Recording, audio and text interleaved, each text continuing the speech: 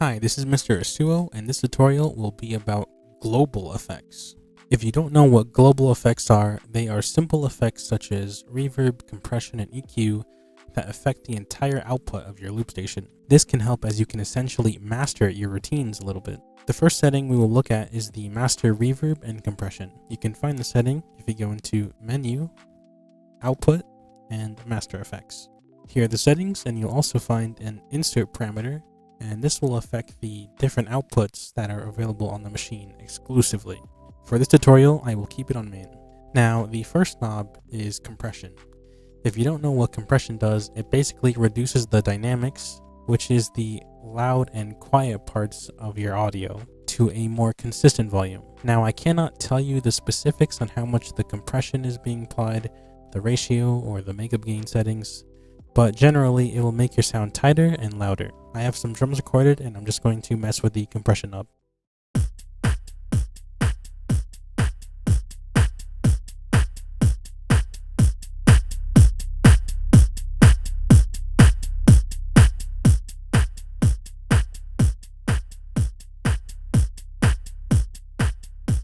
You can see that even having the compression set to 1 actually changes the sound by a lot. Now with reverb, I also couldn't tell you the specifics on the reverb time or the decay settings, but I'm pretty sure you know how a basic reverb sounds.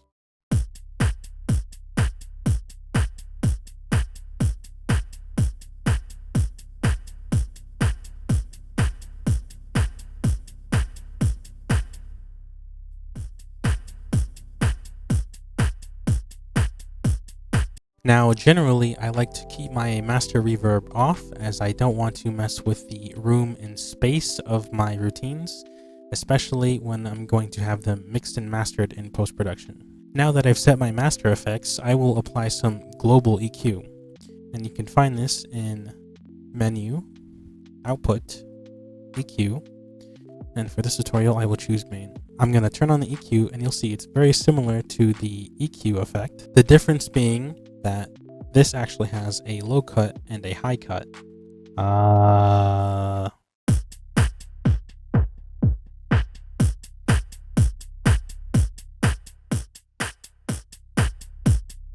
This is very useful for your overall sound. In fact, you can actually have a global EQ for your inputs, and you can find that in Menu, Input, EQ, and for this tutorial I'll choose mic 1.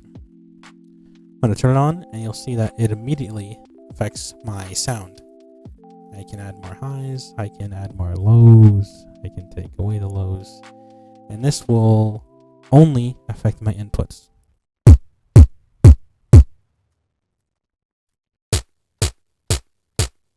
And the great thing about the EQs on input is that it also has a low cut and a high cut, which is very useful when making a vocal chain, as there is no low cut or high cut on the EQ effect. Now you should note that all of these settings by default will be the same across every memory on your loop station. If you want to change that and have every memory have different settings for the master EQ, input EQ, compression, and reverb, you'll want to do this. Go into Menu, first go to Input, Setup, go right twice. Now you'll see all of the inputs, microphone, instrument 1, instrument 2, can be changed independently.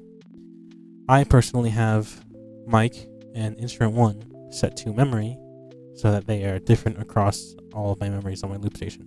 Once that's done, now you want to go to Menu, go to Output, Setup, go to the right, and first you'll see all of the different outputs that are available on your loop station. Now again, I have personally only set main to be memory. Now if you go right again, you'll see master effects, which you'll probably want to switch to memory. Quick warning, if you have changed your preferences on any of your outputs, such as main, sub 1, or sub 2, you'll want to note that all of the output switches will be changed to default, which means your metronome will play out loud by default. To change that, you'll want to go into Menu, Output, Routing, Input Rhythm, scroll, make sure rhythm is off, and save your track. Now your metronome should only be in your headphones. This tutorial is a bit more complicated, but that pretty much covers the basis for these settings. I hope you find this video useful, and thank you for watching.